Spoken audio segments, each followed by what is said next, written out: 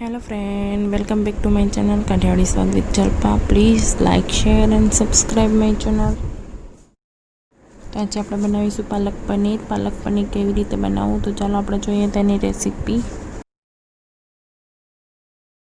પાલક પનીર બનાવવા માટે પહેલાં મેં અહીંયા 3 ગ્લાસ પાણી ગરમ કરવા મૂકી દીધું છે। ત્યારબાદ 300 ગ્રામ પાલક લીધી છે, તેને સરસ રીતે ધોઈને સાફ કરી લીધી છે। ત્યારબાદ તે પાલકને ગરમ પાણીમાં ઉમેરવાની છે। પાણી ગરમ થઈ ગયું છે, પાલકને તેમાં ઉમેરી અને 2 મિનિટ માટે રહેવા દેવાની છે। વધારે પાલકને અહીંયા ગરમ પાણીમાં રાખવાની નથી। ત્યારબાદ મેં તેમાં 2-3 લીલા મરચાં ઉમેર્યા છે। 2 મિનિટ થઈ ગયા બાદ ગરમ પાણીમાંથી પાલકને બહાર કાઢી અને તેને ઠંડુ થવા દેવાનું છે। એકદમ પાલક ગરમ છે ત્યારબાદ તે ઠંડી થઈ જાય તેને મિક્સી જારમાં પીસી લેવાની છે। આવી એકદમ સ્મૂથ પેસ્ટ બનાવવાની છે। ત્યારબાદ મેં એક નોનસ્ટિક કઢાઈ લીધી છે, તેમાં 3 ટેબલ સ્પૂન ઘી ઉમેર્યું છે। ઘી ગરમ થઈ ગયા બાદ તેમાં પનીરને 2 મિનિટ માટે શેકી લેવાનું છે।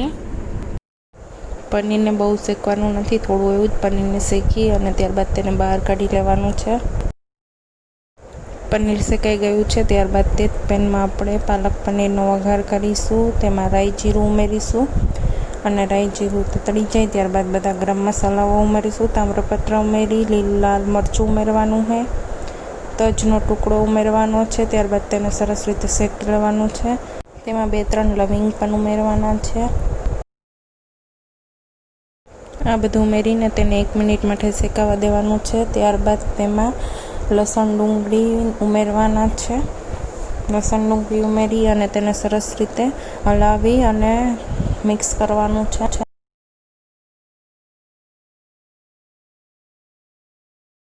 તમે જોઈ શકો છો ડુંગળીનો કલર એકદમ બ્રાઉન થઈ ગયો છે। ડુંગળી સરસ રીતે શેકાઈ ગઈ છે। લસણ ડુંગળી શેકાઈ જાય ત્યારબાદ તેમાં મેં અહીંયા 2 ટમેટાની પ્યુરી ઉમેરી છે।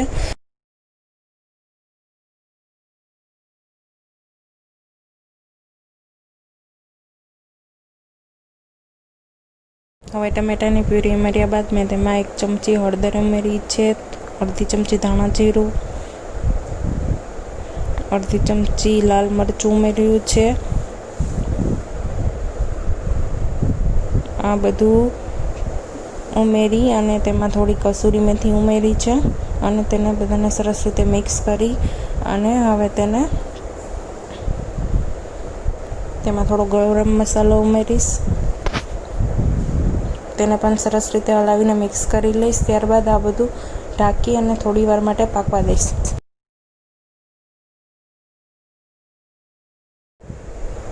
5 મિનિટ માટે ઢાંકીને પાકવા દીધું છે। 5 મિનિટ બાદ તમે જોઈ શકો છો એકદમ ટમેટાની પ્યુરી થોડી એવી બળી ગઈ છે। હવે તેમાં આદુ લસણની થોડી એવી પેસ્ટ ઉમેરી છે, 1 ચમચી આદુ લસણની પેસ્ટ ઉમેરી અને તેને સરસ રીતે મિક્સ કરી લીધી છે। હવે એમાં 1 ચમચી નમક ઉમેરીશ અને તેને પણ સરસ રીતે મિક્સ કરી લઈશું।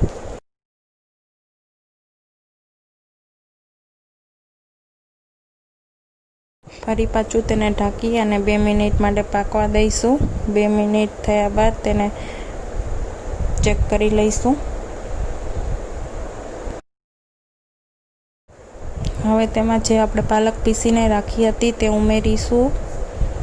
પીસેલી પાલક ઉમેર્યા બાદ હવે તેને હલાવી અને સરસ રીતે મિક્સ કરી અને જેમાં આપણે પાલક પીસી છે તેમાં મિક્સી જારમાં થોડું પાણી, અડધો ગ્લાસ જેટલું પાણી ઉમેરીને આમાં ઉમેરી અને ઢાંકી દેશું અને પાછું 5 મિનિટ માટે તેને પાકવા દઈશું। અહીંયા આમાં થોડું એવું જ પાણી ઉમેરવાનું છે। તમે જેમાં પાલક પીસી છે તેમાં થોડું પાણી ઉમેરીને આમાં પાણી ઉમેરવાનું છે। જાજુ પાણી ઉમેરશો તો પાલકનો સ્વાદ નહીં આવે અને તમારી સબ્જી સરસ નહીં બને, એટલે અડધો ગ્લાસ જેટલું જ પાણી ઉમેરવાનું છે।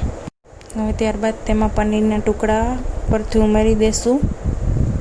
પનીર એકી સાથે નથી નાખી દેવાનું, પનીરને એક ટુકડાને સબ્જી ઉપર મૂકવાનું છે। એકી સાથે ઉમેરી દેશો અને હલાવશો તો પનીર તૂટી જશે, એટલે પનીરને એક પનીરના ટુકડાને જ ઉપરથી ઉમેરવાનું છે।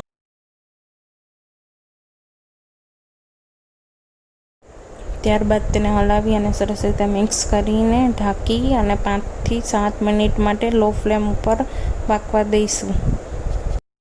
તો હવે આપણું પાલક પનીર તૈયાર છે। હવે તેને આપણે સર્વ કરીશું, એક બાઉલમાં કાઢી લઈશું।